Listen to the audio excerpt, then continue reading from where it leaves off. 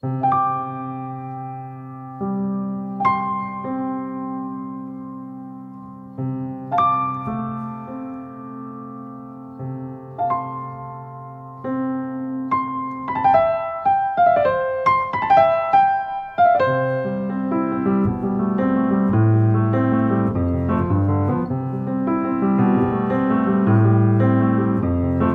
sveglia, poi cerchi in un angolo della tua mente la voglia.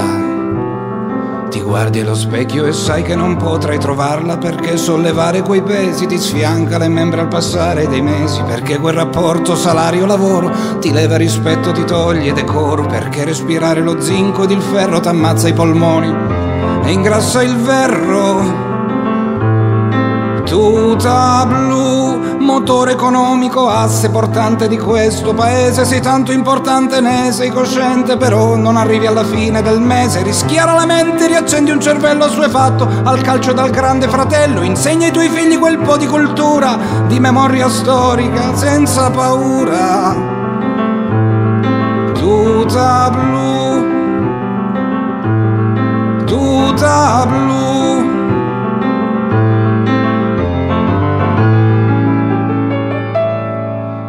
La rabbia è un piccolo fuoco che poi si trasforma in incendio, perché aumenta tutto tranne il tuo stipendio. Un calcio, un pallone che vale 1 milione, mentre il tuo sudore non vale più niente. S'accentua il divario a formare un burrone in cui scivola il povero e sale il potente. Ai bordi di questa voragine siede il politico ozioso e indifferente.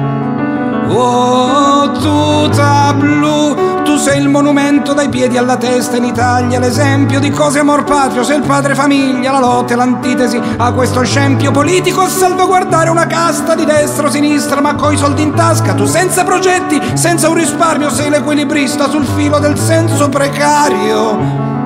Oh, tuta blu, tuta blu.